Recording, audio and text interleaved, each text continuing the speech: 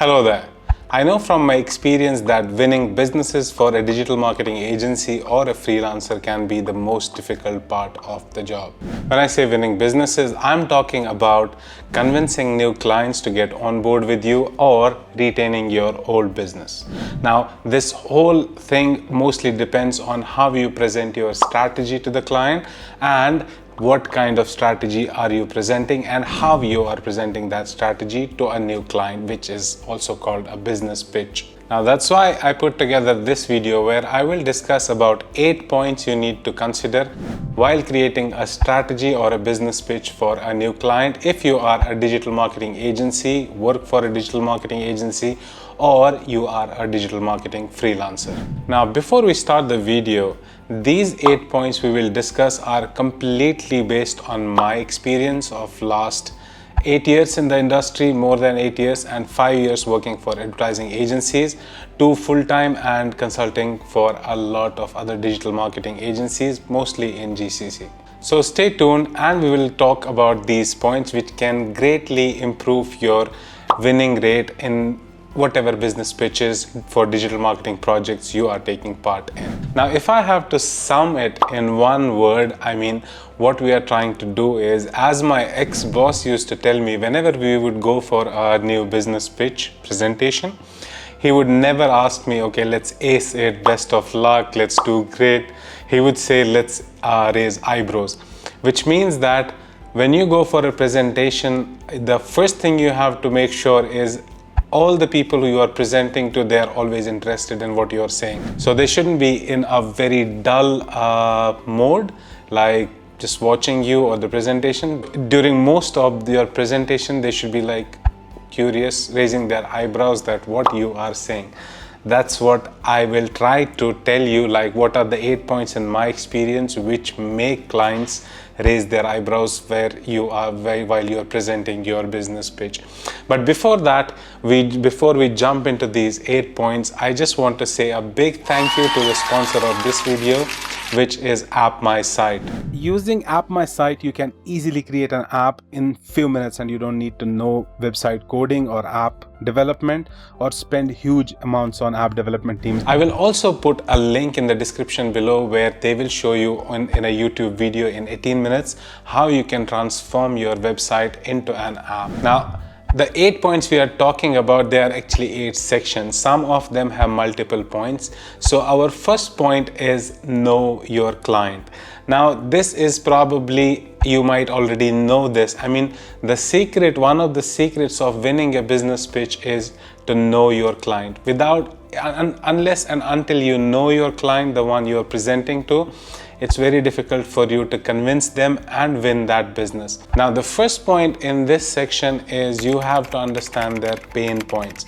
Now, if they have reached out to you through an RFP and given you a chance to present your strategy, or they just agreed to meet you for this particular presentation or meeting, that means they are somehow interested. The interest usually comes from when they are facing a problem. Their campaigns are not doing great. They are looking for much advanced partners who can do things in a more efficient way. So in any case, that it means that they have some kind of pain points which they are looking for partners to get solved. So that's the first thing you have to understand. If you don't have an RFP, from the RFP it should be very clear that what their pain point is, or even if it's not there, you can always ask them. Never go for the first meeting and tell them that, okay, this is what we suggest. If it's an RFP, send some questions. If it's not an RFP, before joining the meeting, send them a small questionnaire, as easy as possible, as brief as possible, and that will give you an idea what their pain point is. And you have to make sure that you somehow address that pain point in your presentation or during the meeting when you are meeting them. I will give you an example. Like, one of the big businesses we won with one of the companies I was working with, because we understood that reporting was a problem for them.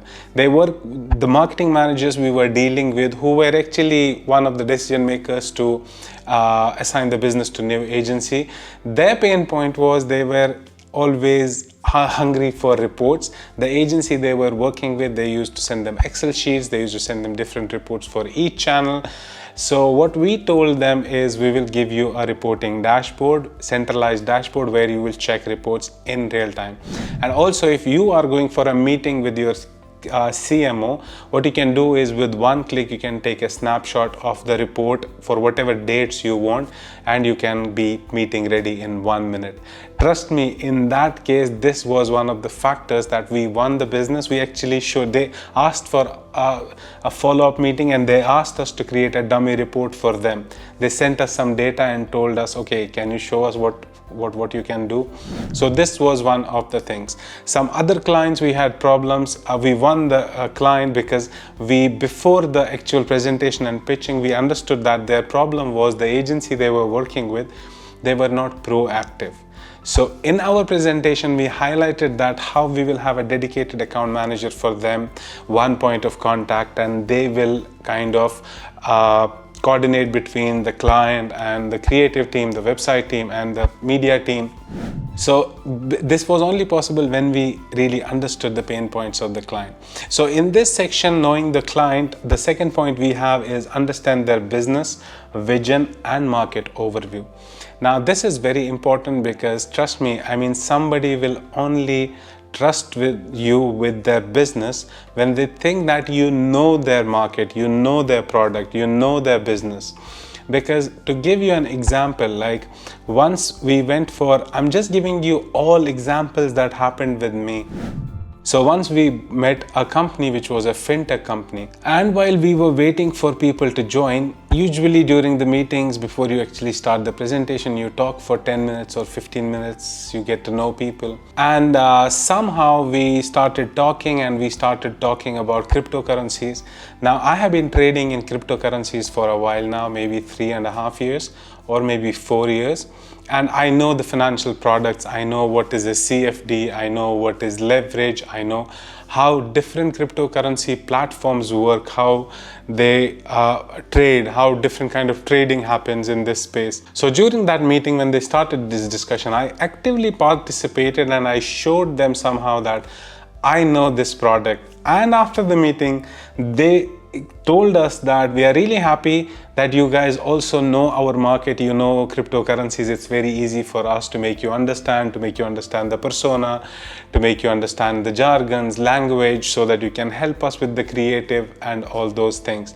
I mean, this was a clear winner or a brownie point. So if you are going for any kind of meeting, you have to understand their industry, you have to understand their business, you have to understand what's happening in the market, in their space. This is very important, and you somehow need to put it across the table while you are in the meeting, before the meeting, so that they trust me. These things matter, and this gives a kind of confidence to the client that they can trust you because you know their product, you know their industry, and a lot of other things. So this leads us to our third point in this section, which is know the client, that understand their audience. What I mean by understand their audience is because audience honestly is the central point of any digital marketing strategy. It's one of the very important pillars. I mean, even if you look at my strategy, I have this video here where I explain that how you can create a digital marketing strategy for an existing or a new client, where I'll tell you that the second most important or the second step in a strategy is audience. Understanding audience of a client for any digital marketing project is central, and it's very, very important in these days because there are millions of devices. So you really need to filter out and save on your budgets and not just spray and pray. But what I mean here in terms of knowing their audience is you have to understand the product, the business, wherever you're going to pitch, and you have to understand their audience. Who are their audience? Who are their prospect customers, clients? So you have to understand their audience in a way that you can put them in different avatars. By avatars, I mean some people call it audience persona and some call it avatars. So you have to understand what their persona is, who their avatar is, and then you have to understand about that particular avatar. Maybe it's simply Gen X. So you have to just put in a word or two during the meeting that you understand that group, age group, you understand their behavior on the internet, and a lot of other things. And before you put actual strategy which you are presenting to them, unless you have understood their audience completely, I don't believe that you can create a good strategy, a convincing strategy, without having a good knowledge of their audience. So that's a lot about know the client. This leads us to our second point, which is auditing skills. Now, I put this as my second point because I have seen how much difference it can make while you are presenting to your client, and how much it, because what I mean by auditing skills is, in your presentation there has to be a part where you actually audit their digital marketing assets, whether it's their websites, whether it's their social media pages, in terms of how many followers they have, how much engagement they have, what kind of ads they are running, and these kind of things. How is their landing page design? Is it engaging? Is there any changes you would need? What is the good things about their SEM ads? What's the bad thing about their SEM ads? And you have to do it for their competitors as well. Why I suggest that your strategy has to have an audit section and you have to focus a lot on it is because when you provide a good audit of the client and the competitors, it kind of tells the client that you have done your homework. And when you have done your homework, it means that you are serious. That's probably the first thing the client will look at. And all the clients get interested to know that where they stand, what do you think, what's good about what they're doing, what's not good about what they're doing. And this has to be in the beginning usually, but depending on what kind of client you're working with, you can have it anywhere, but this is something very important, and it gives an early interest of client in you, and they think that, okay, they take you more seriously because they think that you have done your homework. And also, it can be as simple as showing them opportunities they are missing on, let's say, SEM. For example, this video here, I have done a real case study and created a real strategy step by step for a hypothetical client. Even if you have watched that video, you will see that one of the things I highlighted there was they had a competitor called Retina or something.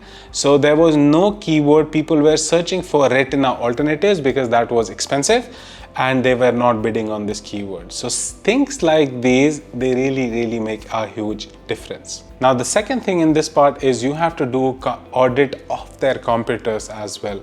Why? Because you will have a better understanding of the market, and some of their competitors you would obviously know when you do research that who are the top competitors in this particular space. So it will give you an idea about what people are doing, and it's a good starting point. So you can learn what they are doing already and start your strategy from there, and probably just take some good takeaways from the competitors, and it will be helpful for you to kind of take it one step ahead and create even a better strategy. It can be in terms of creatives, in terms of landing page, what kind of ads they are using, what kind of campaigns they are running, what kind of traffic is going to their website. Now, this will help you in multiple ways. One is because the client will understand that you have expertise in tools, you believe in tools, you can research in an efficient way, and you take decisions based on these tools and your research, which is always a good thing for a client. And for example, I have this video here where I show you a simple tool which you can use to kind of do an audit to see any competitors' ads on Facebook and Instagram, as well as for certain products. So you can see, I even tell you in this video how to check that what ads are working for them and what ads are not working for them. So these kind of things, they give the client confidence in you, and they help you to pitch your business more effectively, and they take you more seriously. Now, this leads us to our third section, which is reporting. Now, I am mentioning some points here from strategies, what should strategy cover, but trust me, these points I'm mentioning here in this strategy, these are the things which win your businesses, which actually matter to the client, and they get more inclined towards offering you that business. Now, in what I mean by reporting is The first thing when you receive an RFP, or you don't receive an RFP, you're talking to a client and you agreed for a meeting, you agreed for presenting your strategy or how you want to work for them. The first question you ask them necessarily is you ask them what is their current reporting setup. Now, why I'm telling you this is there is always room for taking the reporting setup to the next level, and most of the clients, I have always observed this. I mean, whatever reporting setup they deserve, they always have something lesser than that. What I mean by that is when you talk to the client and ask them about their reporting setup, if they tell you that they rely on Excel sheets, Excel reports, tell them that you will give them live dashboards. If they say we rely on presentations, tell them we'll give you live dashboards. If they tell you that we get separate reports for each channel, tell them that we'll give you one view dashboard with access to all reports from all channels. If they tell you we already have a reporting dashboard, live reporting dashboard, tell them that you'll work on an accurate attribution model for them. And then you will provide them a dashboard where you will process that data through this attribution model and provide them the reports as per this attribution model as well. There is always room to do better in terms of reporting, and this is one of the easy and brownie points where you can convince the client to kind of get inclined to work with you. I mean, I personally have won so many businesses just because of reporting. Trust me, probably this is one of the biggest factors, and in a lot of ways. Probably the other examples I'll give you, I think it helped me in one way, one client or two clients or three clients, but this reporting is probably the one which helped me, I think, which helped me the most in terms of winning businesses. Now, this leads us to our fourth section, which is emphasize on data. Now, data is very important because the world we live in now, any efficient digital marketing strategy is driven by data. And the crazy world we live in, like in last 2 years, a lot happened. Google announced that they will block third-party cookies, iOS 14 update, it messed up all reporting, it affected Facebook reporting. So in this kind of scenario and uncertainty, probably data collection, when I say data collection, is the first party data collection, which is actionable, executable, which you can target later.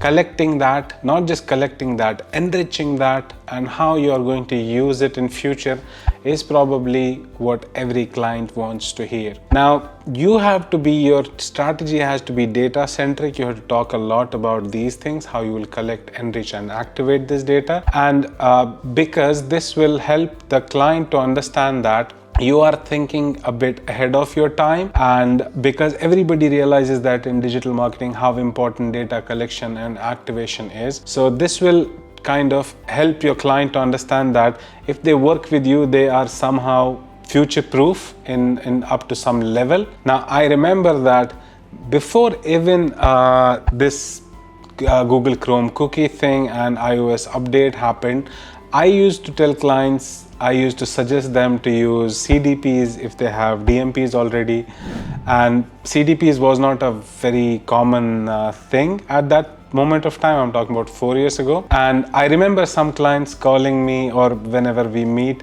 they're telling me, we remember you telling about CDPs like then, and now it's a thing. Now it has become expensive. And I mean, they realize that this person or this company used to tell us about these things ahead of time, and it really kind of gives you an edge, and they think, I mean, with you they are kind of future proof. So I would say that this has to be a major part, and you have to emphasize a lot on these things, how you will collect the data and how you will use it, because this is what big clients these days want to hear and they are concerned about. Now, the fifth section I would say which you should emphasize in your presentation, by the way, these sections doesn't have to be in the same way in your presentation. I'm just telling you based on the priority. Now, for example, the fifth point is that you have to give them an actionable and real timelines, that what will you do for them if they work with you. Now, all the clients know that when agencies come to pitch businesses, they say everything they want. I mean, everyone says the same thing: we will do data-driven marketing for you, we will optimize based on ad tech tools, we will do keep blabbering.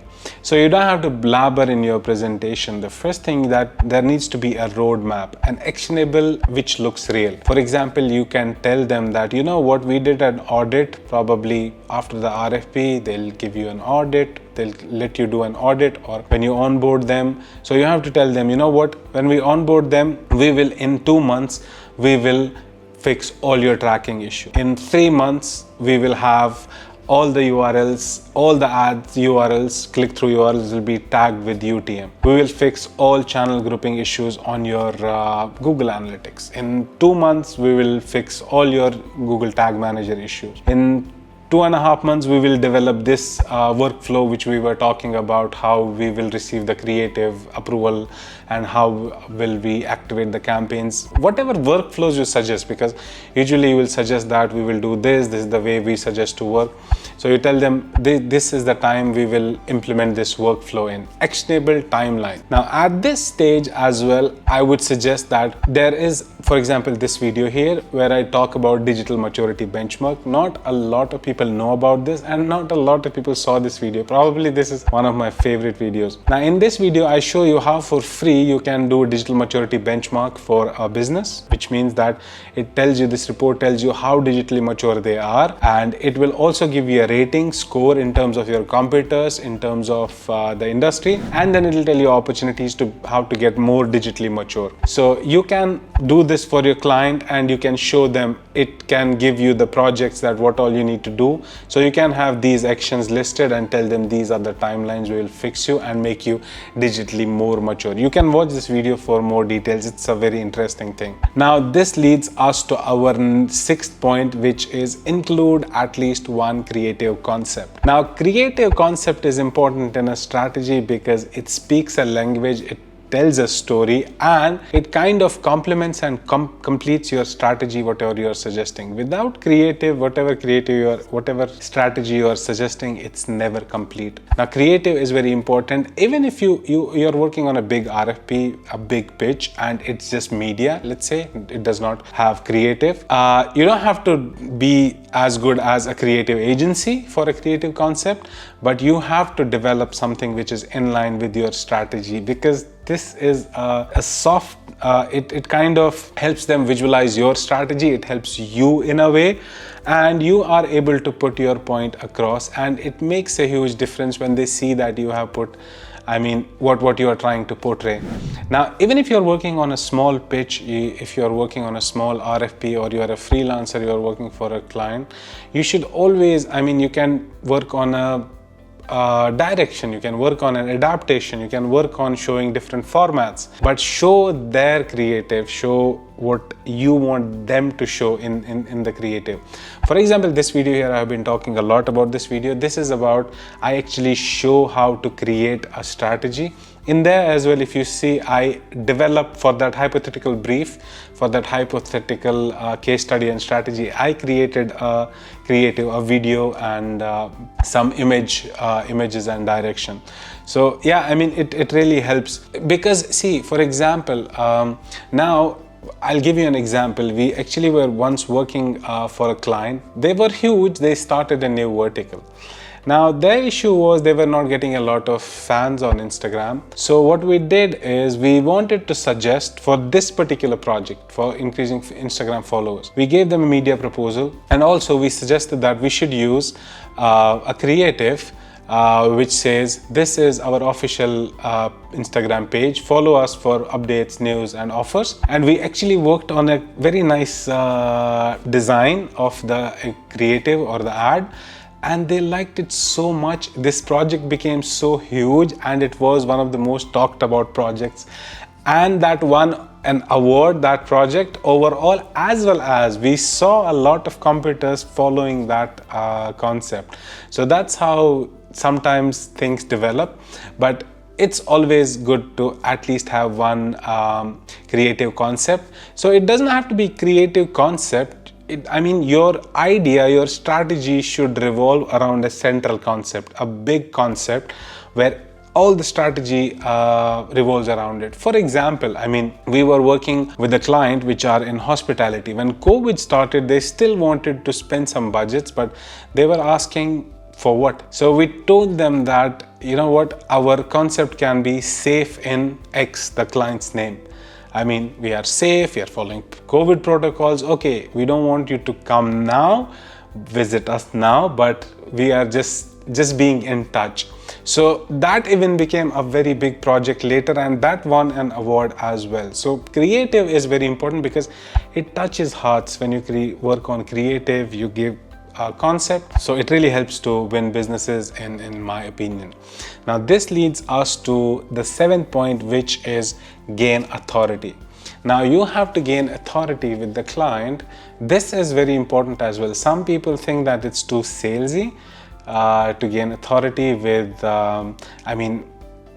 showing your portfolio and showing your team, but trust me, like, this is very important as well. Now in this section, you have to focus on 2 things. One, in your presentation and while you're pitching, you have to emphasize on your portfolio, the work you have done already, if you have, and you have to showcase that in a way that is relevant for them, and you have to give them, don't make like your portfolio like this client, CTR, leads, views, not like that. You have to present it in a way that what was their challenge, what was things, what did we do differently, and why do you like working with them, what all did you do. I mean, something relatable, and you have to find something which is in their industry or they have the same objectives as 2 brands or companies. The second thing and very important thing is you have to emphasize that how great your team is. Now, team structure is very important. You have to tell them who you will be working with and why do they want to work on this project, why do they want to work in this industry, why are they excited, how do they work, what structure do we follow, who you will be working with, what have they done in the past. Trust me, these things really matter, not just in terms of you will show them something extraordinary. Not everyone has some extraordinary team members to show or the portfolio to show, but you have to show that you're passionate about it. Some clients proactively ask about these things, but it's always good to emphasize and show this passionately and make this a point that it'll even make you even closer to win that business. Now this leads us to our last point, which is don'ts. These are the things actually not to do. So these are not the things that you do to win businesses, but these are the things you avoid doing. The first one is obviously try not to win businesses by showing that because you are cheap, you have less agency fees, you have less commission. So because digital marketing is an industry, people want to work with you because they want you to help them to do marketing in better way and grow their business. So it's revenue generating at the end for them. So if they had to save money, they won't even do the marketing. So that's not a concern for most of the companies I know. So don't portray this because it's not a good thing, and don't focus on it, and don't try to win businesses. Obviously, if you're working on big RFPs, there is technical rounds and then there is a separate financial round, and the people who will evaluate you in technical round or presentation, they will never see the commercial proposal. That's with the procurement team and that's at later stage. But in your technical proposal or your presentation, never ever tell them that you should give us business because we are cheaper than market. This is a very bad thing in my opinion. And the second thing is your presentation does not have to be a PPT version of a cold call. I mean, as I told you in the beginning, like, you have to make eyebrows raise. So for that, your presentation has to be precise. It doesn't have to be 120 slides. Even if it is, the thing you present and you talk about has to be way lesser. Probably for 1 hour you will be presenting or 2. But it has to be precise, and then it does not have to be, it has to be more engaging. As I told you, you have to consider all these points which we discussed, which it will make it more interesting for them. And at any point, I mean, you have to understand the audience who will be joining. Sometimes there are people from procurement, sometimes there are operation managers. They don't understand marketing. You don't have to tell them a lot of jargons, that CTRs and blah blah blah. So you have to kind of make them interesting. For example, one of the biggest projects I have ever won was because we understood that the person we were talking to, the authority we were talking to, he didn't want to hear stories and all that stuff. He wanted the actual strategy, how we will execute this. That's how he wanted it. He wanted to see what kind of places we will target, what kind of audiences we will target, what kind of platforms we will use. How will we target on platforms? He was interested to see the screenshot on Twitter. How will you target people, followers of someone? We understood this quite early, and it really helped us, and he agreed with us that this was something I wanted to see. I don't want to hear stories and at the end I'm like, what? So this is one case. Maybe somebody doesn't like this way, they like something else. So you have to understand the audience who will be joining. Are they marketing managers? Are they digital marketing managers specifically? Is it a CMO? Is it the CEO of the company or a director of the company?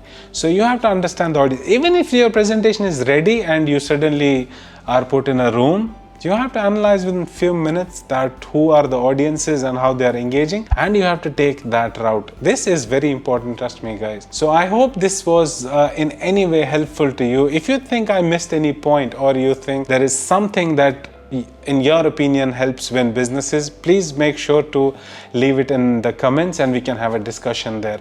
Thank you so much. I will see you in the next one.